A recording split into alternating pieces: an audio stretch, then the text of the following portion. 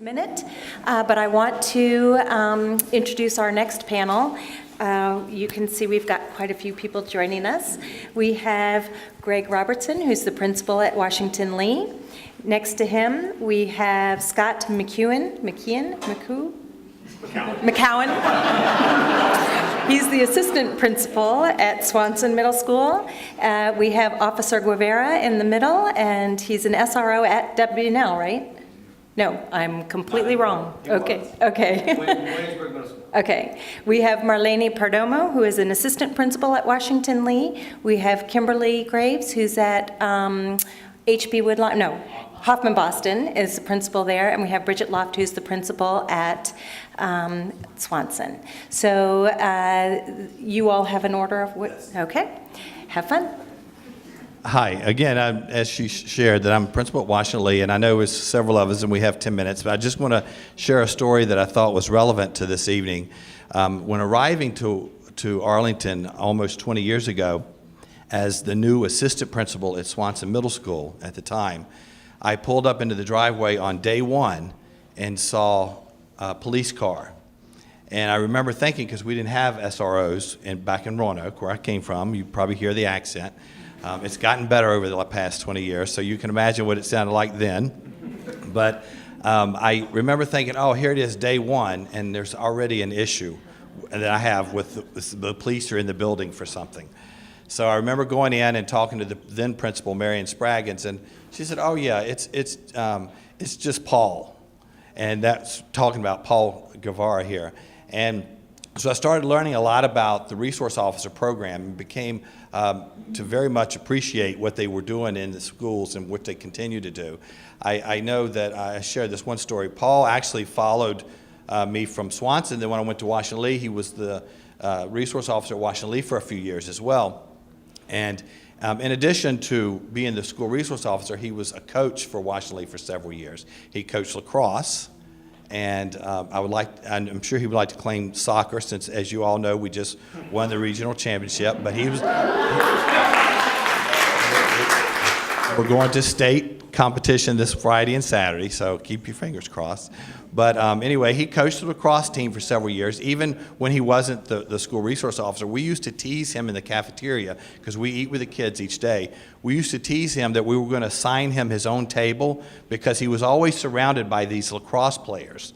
And I just always thought that was such a neat thing, that they would seek him out during lunch to have lunch with him. So he and all the other resource officers we've had over the years have just been great to work with, and I really do appreciate all that they do for the schools, and they really do provide a lot of assistance. And they share in so many activities, like even the beginning of the year with our Welcome Back Assembly and our safety assemblies. They're part of that. They're part of the welcoming process to schools, and it's just so beneficial for the kids to see them in that light. And Susan mentioned, sometimes pulling a student over in a car, how great it is that they've had a positive relationship with an officer before actually meeting them in the community under different circumstances. So I'll start and turn it over to...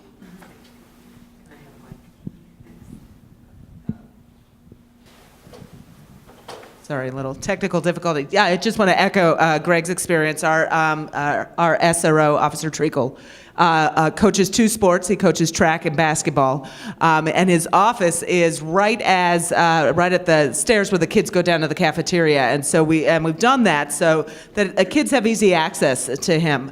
And you pass by his office and kids are talking with him, and that easy relationship that he has with the kids, I think, really helps, particularly at the middle school, where transition is so much of their lives, that they see him also as a resource. He's great in that on Patrick Henry, when the cars are speeding by, he's helping us with crossing guards. And just my anecdote is in sixth grade, we had some sixth grade parents who were concerned about their kids walking to and from school.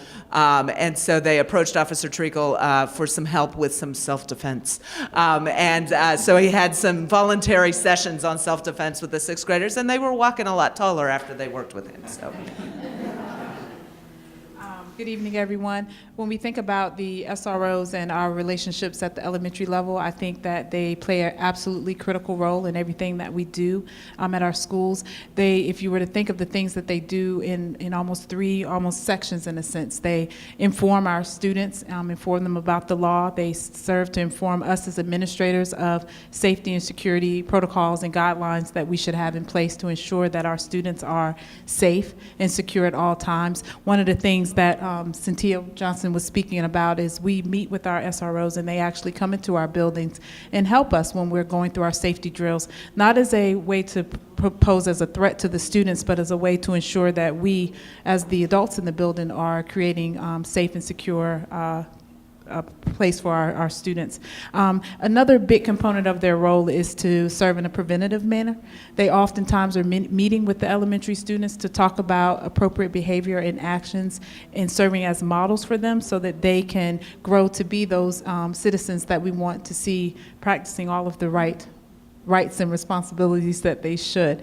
And lastly, which is a huge component of what they do that I know goes above and beyond their role as police officers, they are really providing a community service to my school and probably a number of the other schools, but I'm biased because I'm at Hoffman Boston, but they're there. They're here with our students attending activities that are outside of the scope of the day. They're there making certain that those activities such as Team Kids really are relevant with the students and that they know that the police officers are here in a friendly capacity to serve as a resource to help support them.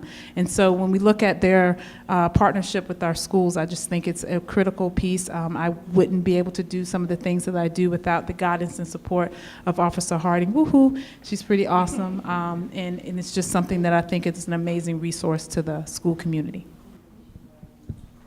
I think I should start with my anecdote as well. I think maybe my mind got a little brainwashed when I was about 6 years old. I should point out my dad was a policeman for many years. And I say that to you only to say, when I was about 6, I came home one day from school after Officer Friendly had visited the class. And I just assumed that my father would have known every policeman on the planet. So I said, hey, Dad, do you know Officer Friendly? Because he visited with us today, and he was a really nice guy. And I say that to you because I think 90%, 99% of what our SROs do is officer-friendly kind of stuff. In my little notes I wrote to myself, if you have a child in Arlington schools, you should expect your child to come in regular contact with the police. But in very rare circumstances is that likely to be an enforcement capacity or a negative kind of interaction. But having said that, there are some scenarios that pop up from time to time in which SROs and school administration are going to work together for disciplinary or possible criminal activity. And so Marlene, Paul, and I have a few scenarios we'd like to share with you a little bit, just so you can get a flavor for how school administrators step into a situation, and then what the SRO's role in that, and the parents have an important role as well. So the first scenario I'd like to share, sort of a hypothetical, the kind of thing we might encounter, particularly at the secondary level.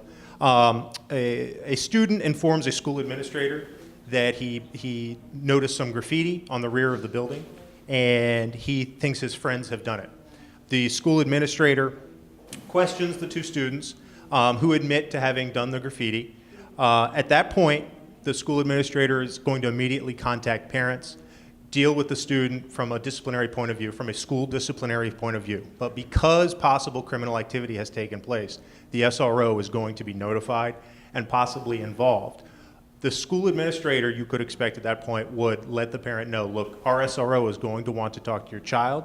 You're welcome, in fact, encouraged to be a part of that conversation, because at that point it might be turned over to the officer for criminal, as a criminal matter, and obviously possible involvement of the courts.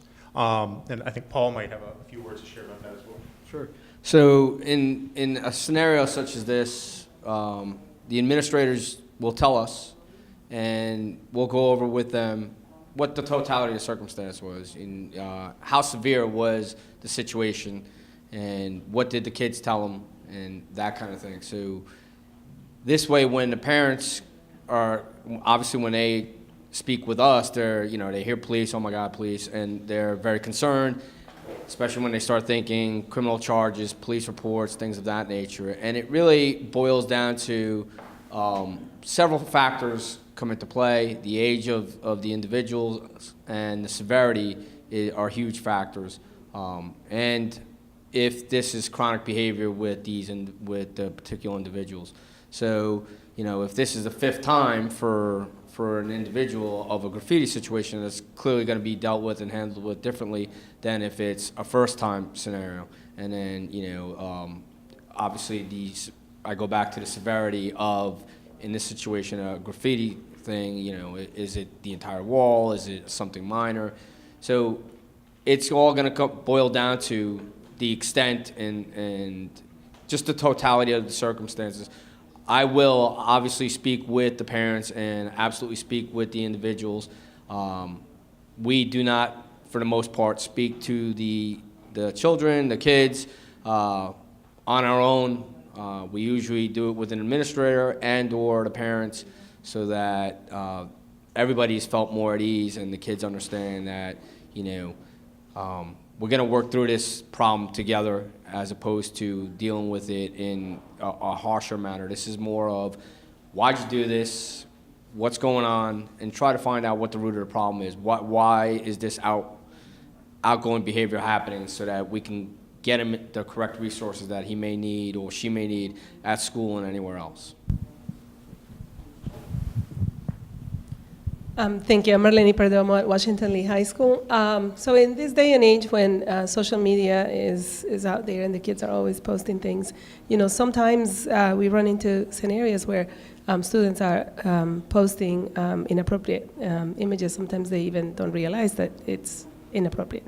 And so it's important for us to be able to educate them, and our SROs also help with that. In this particular scenario that I'm going to share with you, a parent calls the SRO and informs him that several students have posted some inappropriate images of his daughter, who's a student at the school, and that they're very alarmed by the nature of the images.